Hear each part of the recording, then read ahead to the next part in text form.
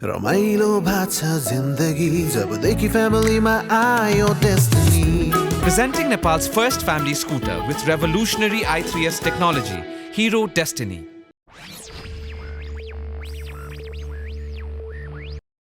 नमस्कार, देश संचारमा तपाईलाई स्वागत छ।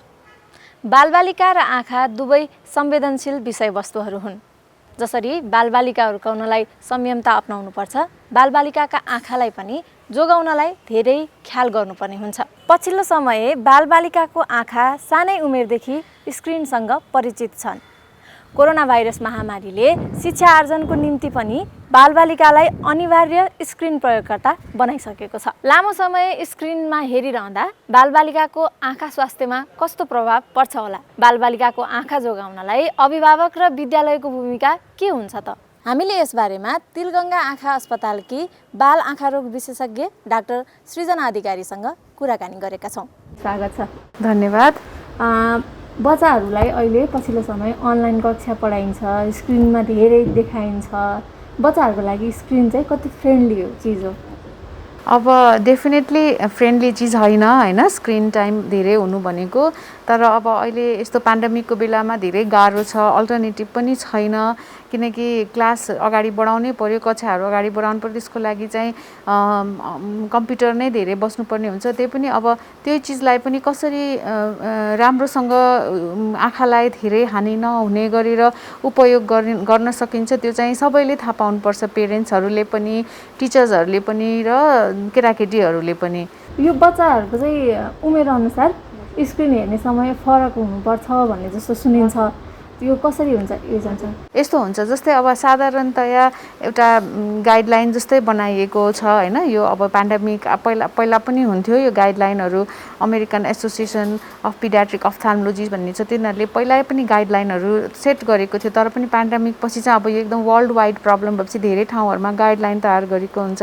यसमा चाहिँ के भनिन्छ भने धेरै सानो केटाकेटीहरू जस्तै 2 वर्षभन्दा मुनिको केटाकेटीहरूलाई चाहिँ स्क्रिन नै एक्सपोज नै नगराउनु भनिन्छ होइन। अनि त्यसभन्दा माथिको जस्तै अनलाइन क्लासहरू गर्नुपर्ने केटाकेटीहरू हुन्छ भने चाहिँ सानो उमेरको केटाकेटीहरू 5-6 वर्षको उमेरदेखि 8-9 वर्षको उमेरसम्मको केटाकेटीहरूको लागि चाहिँ 2-3 घन्टा मात्रै स्क्रिन टाइम चलाउने होइन। अनि त्यसपछि बिचको स्कुल लेभलहरू हुन्छ, उनीहरूको लागि 3 देखि 4 घन्टासम्म गर्न सकिन्छ। र अलि ठुलो जस्तै 10-11 क्लासको 12 क्लासको केटाकेटीहरूको लागि चाहिँ 4-5 घन्टाको स्क्रिन टाइम राख्न रिकमेन्डेड गरिन्छ। त्योभन्दा धेरै चाहिँ क्लासहरू नगर्नको लागि नै सल्लाह दिइन्छ।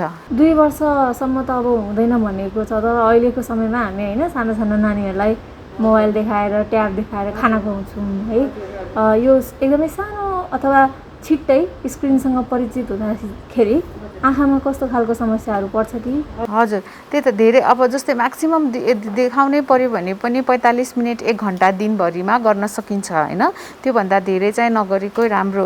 र अब स्क्रिनले आँखामा असरहरू धेरै विभिन्न प्रकारले गरिराखेको हुन्छ। अहिलेको अवस्थामा त स्क्रिन र यो अनलाइन क्लासभित्र स्कुल रुमभित्र पढ्नुपर्ने, त्यसले गर्दाखेरि आँखामा त होइन साइकोलोजीमा पनि प्रब्लमहरू आइरहेको छ होइन केटाकेटीहरूको लागि। र आँखामा चाहिँ धेरै जसो कस्तो हुन्छ नि, धेरै समयसम्म स्क्रिनमा हेरिरहँदाखेरि चाहिँ यसले आँखाको ब्लिङ्किङ रेटलाई, जुन आँखा हामी नर्मली आँखाले झिमझिम गर्ने रेट हुन्छ, त्यसलाई चाहिँ कम गर्छ कि त्यो एकसुरमा हेरिराख्दाखेरि। त्यसले गर्दा आँखालाई ड्राई बनाउँछ। मेन समस्या चाहिँ त्यही हो, स्क्रिन टाइम धेरै गर्दाखेरि हुने ड्राइनेसले गर्दाखेरि आँखामा एलर्जी हुने, चिलाउने, रातो हुने होइन, त्यस्तो मात्रै हुन्छ, त्यस्तो समस्याहरू हुन्छ।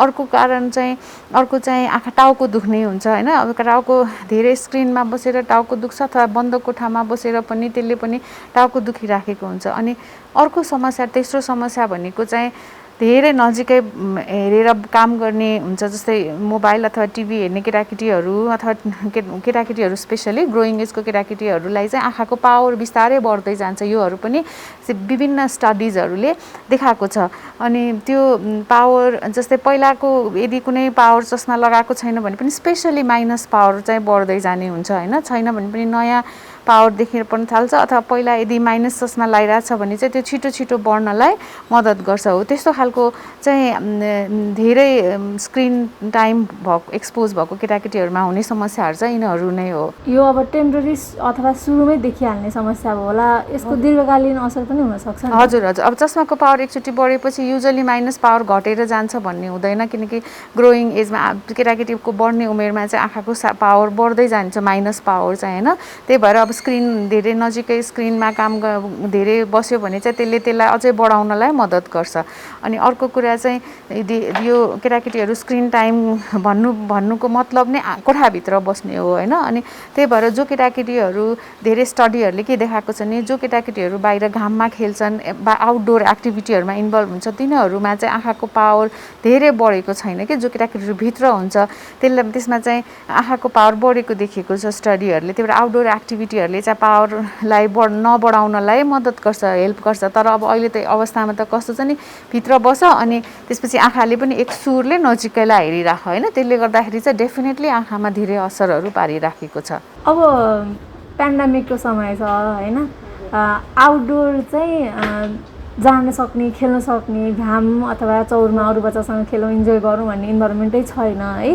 यस्तो बेलामा चाहिँ अब रुमभित्रै फिक्स भएर स्क्रिन इग्नोर गर्नलाई केही आइडियाहरू हुन्छ अब जस्तै स्क्रिनलाई पनि मेन त पहिला त पेरेन्ट्सहरूले बुझ्नुपर्छ टिचरहरूले पनि बुझ्नुपर्छ अहिले अनलाइन क्लासमा चाहिँ टिचरहरूबाट पनि सेड्युलहरू यसरी बनाउने कि होइन जसले गर्दाखेरि बच्चाहरूले धेरै एक्सपोज हुन नपरोस् होमवर्कहरूलाई पनि त्यही क्लासरुमकै भित्र एडजस्ट गराइदिने होइन त्यो मिलाएर गर्नुपर्ने हुन्छ पछि पनि होमवर्कहरू पनि धेरै मतलब कम्प्युटरमै गरिराख्नुपर्ने होमवर्कहरू पनि नदिने होइन त्यो आवरलाई पनि कम गर्ने ब्रेकहरू दिने बेला बेलामा क्लासको त्यो टिचरहरूको तर्फबाट गर्नुपर्ने हुन्छ अनि पेरेन्ट्सहरूले पनि त्यही जस्तै उनले अनलाइन क्लास पढिरहेको छ भने त्योभन्दा बाहेकको टाइममा चाहिँ पटक्कै पनि मोबाइलहरूलाई एन्करेज नगर्ने गेमहरू खेल्नु बरु छुट्टीको टाइममा 1 घन्टा 1.5 घन्टा खेल्न दिने होइन तर अनलाइन क्लास भएको दिनमा चाहिँ उसले यतिकै पनि कम्प्युटर अगाडि धेरै बसिसकेको हुन्छ र पछि मोबाइलहरू नदिने होइन त्यो भयो एउटा अनि त्यसपछि अर्को चाहिँ अनि जस्तै बेला बेलामा ब्रेक लिने जस्तै 20-20-20 भन्छौँ हामी त्यो भनेको चाहिँ प्रत्येक 20 मिनट अगाडि स्क्रिनमा यो चाहिँ ठुलो मान्छेलाई पनि लागु हुन्छ 20 मिनट स्क्रिनमा बसिसकेपछि 20 सेकेन्डसम्म चाहिँ आँखालाई चिम गर्ने अथवा 20 मिटर टाढा हेर्ने 20 मिटर टाढा हेर्नु भनेको चाहिँ आँखा त्यतिखेर चाहिँ रिल्याक्स अवस्थामा हुन्छ अकोमोडेसनले हुँदैन आँखाले काम गरिरह हुँदैन कुनै चिजलाई फोकस गर्नुको लागि जब टाढा हेर्छ होइन त्यो भनेको आँखाको रिल्याक्सिङ स्टेज हो कि त्यसमा हेर्ने के त्यही भएर त्यो स्टेजमा लग्ने जसले गर्दाखेरि चाहिँ आँखाले चाहिँ नजिकै धेरै काम गर्दा गर्दा आँखा एकदम उसमा गइसके धेरै काम गर्नुपर्ने अवस्था हुन्छ होइन आँखाले र टाढा हेर्दाखेरि चाहिँ अलिकति रिल्याक्स हुन्छ आँखालाई हो त्यो 20-20-20 को रुल गर्ने एउटा त्यो भयो होइन अनि त्यसपछि आउटडोरमा चाहिँ जस्तै अब चौरैमा जानुपर्छ भन्ने छैन घरमा सानो बारी हुन्छ बारदली हुन्छ छत हुन्छ होइन त्यस्तो ठाउँमा लग्ने त्यहाँ एक्टिभिटीहरू गराउने होइन सानोतिनो भए पनि एटलिस्ट जसरी सम्भव हुन्छ आफ्नो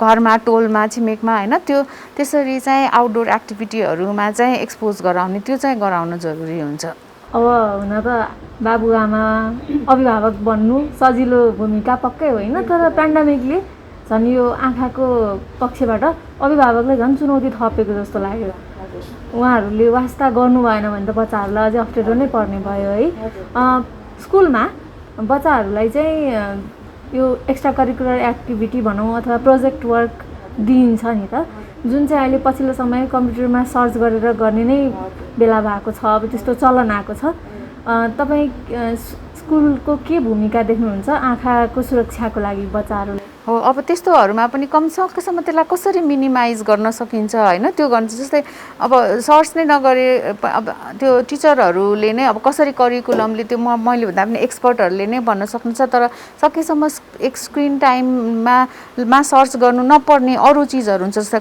फ्यामिलीमा इन्टरेक्सनहरू गरेर पनि कति कुराहरू थाहा पाउन सकिन्छ बाहिर गएर इन्भाइरोमेन्टमा हेरेर होइन प्लान्ट्सहरू कति टाइपको छ हेर्ने त्यस्तो मतलब त्यस्तो खालको स्क्रिन टाइमलाई कम हुने खालको प्रोजेक्ट फोटोहरू दिनु पर्यो, दियो भने पनि हप्तामा 1 दिन होइन अथवा 2 हप्तामा 1 दिन चाहिँ अलि धेरै काम गर्नु, त्यसरी ब्रेक गरेर गर्न सकिन्छ। जसरी हुन्छ स्क्रिन टाइमलाई चाहिँ कसरी मिनिमाइज गर्ने त्यो हिसाबले चाहिँ गर्न जरुरी हुन्छ। डाक्टर साहब, यो आँखा हेल्दी हुने खानेकुराहरू पनि हुन्छन् बच्चाहरूको लागि? बच्चाहरूको लागि खानासँग आँखाको सम्बन्ध डेफिनेटली छ, तर पनि अब खानै खाएर गाजर सागै खाएर आँखाको चस्मै लाउनु पर्दैन, पावरै बढ्दैन त्यस्तो भन्ने चाहिँ बिल्कुल गलत हो त्यो होइन। धेरैजनाले मेरो बच्चाले त साग खाइरहेछ, गाजर खाइरहेछ, कसरी आँखामा चस्मा लाउनु पर्यो होइन, त्यस्तो कन्सेप्टहरू छ, त्यो चाहिँ एकदम गलत कन्सेप्ट हो। आँखाको चस्माको पावर लाउनु पर्ने अथवा आँखामा पावरको समस्या हुने भनेको आँखाको साइज सेपहरूमा भर पर्ने कुरा हो होइन। तैपनि हेल्दी खानेकुराहरू जस्तै सागपात, हरियो सागपात, गाजर तिनीहरू खाएको केटाकेटीहरूमा रतन्दो भन्ने रोग हुँदैन होइन। साधारणतया रतन्दो रोग चाहिँ अब आजकल चाहिँ नेपालमा धेरै कम भइसकेको छ, किनकि भिटामिन ए कार्यक्रम एकदमै इफेक्टिभ, वर्ल्डकै one of the most effective कार्यक्रम हो यो भिटामिन ए नेपालको चाहिँ होइन। त्यसले गर्दा आजकल हामी भिटामिन ए डेफिसियन्सीहरू देख्दैनौँ होइन। त्यही पनि हामीले यो चाहिँ अब हुन पनि सक्छ, त्यही भएर सागपात गाजरहरू खान चाहिँ भिटामिन ए शरीरमा कमी नहोस्, त्यसले गर्दा आँखामा रतन्दो नहोस्, र साथसाथै यसले ओभरअल हेल्थलाई पनि हेल्प गर्छ होइन भिटामिन ए भएको खानेकुरा अथवा सागपातहरू अरूले अरू न्युट्रियन्ट्सहरू पनि दिन्छ। त्यही भएर त्यो खान जरुरी छ। तर अब आँखामा गाजरै खाएर चस्मा गाजर मात्रै खाएर बसेर होइन चस्मा लाउनु नपर्ने हुन्छ, त्यस्तो कन्सेप्ट चाहिँ गलत हो त्यो। हजुर, यो पेन्डेमिकको टाइम पहिलो लहर सक्यो, हामी दोस्रो लहर पनि लगभग सकिन लागे जस्तै अवस्थामा छौँ, तेस्रो सुरु हुन आँटेको छ होइन। यति बिचमा हजुरलाई चाहिँ कस्तो कस्तो समस्या लिएर बच्चाहरू चाहिँ आँखा देखाउन आएको छ? हजुर, यो पेन्डेमिक पछि ड्युरिङ पेन्डेमिक यसमा अहिले आएको समस्याहरू भनेको चाहिँ सबैभन्दा कमन चाहिँ आँखा रातो हुने, इचिङ हुने होइन, चिलाउने, बिझाउने, पोल्ने त्यस्तो हो। त्यो सबै ड्राई आईले गर्दाखेरि आँखामा होइन एउटा त्यो भयो। अर्को चाहिँ टाउको दुख्ने समस्याहरू लिएर आउँछन् होइन केटाकेटीहरू, अनि अर्को चाहिँ हल्का पावर चस्मा लाउनु पर्ने समस्याहरू देख्छ। पहिला चस्मा लगाइसकेको केटाकेटीहरूको पनि पावर बढेको छ अलिअलि, माइनस पावर स्पेसली, र पहिला नलगाएको केटाकेटीहरूमा पनि अलिकति पावर देखा परेको छ होइन, त्यस्तो लिएर आएको छ। मोस्ट प्रब्ली स्क्रिनसँग नै हो। अलिकति बच्चाको बढ्ने उमेर हुन्छ नि जुन, त्यसमा पनि अलिकति पावर त बढ्छ, तर स्क्रिनले डेफिनेटली त्यसलाई धेरै बढाउनलाई मद्दत गरिराखेको छ। त्यही भएर यो बिचमा फर्स्ट लकडाउन खुलेपछि स्कुल खुल्यो नि 3-4 महिना हो, त्यसपछि अझ कति बच्चाहरू चाहिँ आए कि स्कुल गएपछि घरमा हुन्जेल नजिकै नै हेर्ने होइन, अब त्यति साह्रो समस्या नहुने, कम्प्युटर मोबाइलहरू हेर्नलाई स्पेसली अघि मैले भने जस्तै माइनस पावरमै हुन्छ त्यो, अनि टाढा स्कुल गएपछि ब्ल्याकबोर्ड देख्न नसकिने भएर पनि थुप्रैजना, त्यसपछि थाहा भएर हो पावर बढेछ भनेर आउने बच्चाहरू पनि थुप्रैजना छन्। यो स्क्रिन र हाम्रो आँखाको बिचमा दूरी कति हुनुपर्छ भन्ने केही छ? दूरी त्यस्तै 30-40 मिटरको दूरी, सेन्टिमिटरको दूरी चाहिँ राखेको हुनुपर्छ कि। जस्तै म चाहिँ के रेकमेन्ड गर्छु नि, मोबाइल भन्दा पनि केटाकेटीहरूले क्लासमा धेरै बेर अब एभ्री डे होइन 3-4 घन्टा बस्नुपर्नेहरूले चाहिँ कि डेस्कटप कम्प्युटर अलिक ठुलो अथवा ल्यापटप राख्न जरुरी हुन्छ, किनकि मोबाइलमा अझै अक्षर सानो हुन्छ, त्यसले अझै आँखालाई फोकसिङहरू गर्नको लागि धेरै बल गर्नुपर्ने हुन्छ होइन। अनि ल्यापटप अथवा ट्याब अथवा डेस्कटप हुन्छ अलिकति टाढा राखेर पनि ठुलो अक्षर बनाएर पनि गर्न सकिन्छ कि। त्यही भएर अब अन्त्यमा पेन्डेमिक त्यति चाँडै सकिनेवाला छैन होइन, थर्ड फेज सुरु हुँदैछ अहिले। यो अनलाइन कक्षा पनि भइरहेको छन्, हाम्रा साना नानी, नयाँ नानीहरू पनि स्कुल जाने टाइम हुँदैछ। उहाँहरूलाई तपाईँको सुझाव के हुन्छ? उहाँहरूको अभिभावकलाई कसरी चाहिँ स्क्रिनसँग फ्रेन्डली गराउँदाखेरि आँखालाई पनि समस्या पर्दैन, उहाँहरूले एजुकेसन पनि? हजुर, त्यही मैले अघि भने जस्तै स्क्रिन टाइमलाई कसरी कम गर्ने हो, यसमा चाहिँ पेरेन्ट्सहरूको पनि हात हुन्छ, टिचरहरूको पनि हात हुन्छ, स्कुलको पनि धेरै हात हुन्छ होइन। त्यही भएर सानो केटाकेटीहरूको घन्टा आवरलाई कम गर्ने, बिचमा ब्रेक दिने होइन, अनि यस्तो एक्टिभिटीहरूमा इन्भल्भ गराउने जसमा चाहिँ उनीहरूले कुनै पनि अब प्रोजेक्ट कामहरू गर्दा पनि बाहिर गरेको कामहरू नै लेखेर होइन उनीहरूलाई स्कुलमा सबमिट गराउन सकिन्छ। होमवर्कहरू कम दिने, स्क्रिनमा बसेर गर्नुपर्ने होमवर्कहरू कम दिने हो, त्यसरी नै नै गर्न सकिन्छ एउटा कुरा। अनि पेरेन्ट्सहरूको लागि चाहिँ अब आँखा केटाकेटीहरूलाई बेला बेलामा आई चेकअप चाहिँ गराइराख्नु जरुरी हुन्छ होइन। कहिलेकाहीँ पत्तै नपाइकन आँखाको पावर धेरै बढिरहेको हुन्छ, थाहा हुँदैन। अहिले हामी बच्चाहरू भित्रै बसिरहेको छ, थाहा हुँदैन। भोलि स्कुल गएपछि मात्रै टाढा हेर्न थालेपछि मात्रै थाहा हुने हुन्छ। त्यस्तो नहोस् भन्ने, त्यसले गर्दाखेरि फेरि समयमै पत्ता लागेन भने के हुन्छ नि, आँखाको चस्मामा लाउनु पर्ने समस्याहरू चाहिँ समयमा पत्ता लाग्ने, आँखा लेजी हुन्छ, अल्छी आँखा भन्छौँ हामी त्यसलाई। त्यस्तो अल्छी आँखाहरू भइदियो भने फेरि उपचारमा ढिलो हुनसक्छ होइन। त्यही भएर एटलिस्ट अब बेला बेलामा अलिकति सेफ भएको टाइममा चाहिँ हस्पिटलमा गएर होइन, नजिकैको आँखा केन्द्रहरूमा गएर आँखा जचाइराख्नु चाहिँ जरुरी हुन्छ। हजुर, यहाँको जानकारीको लागि धेरै धेरै धन्यवाद। धन्यवाद। मैले पनि केही शब्दहरू राख्न पाएकोमा, मौका दिनुभएकोमा धेरै धेरै धन्यवाद छ।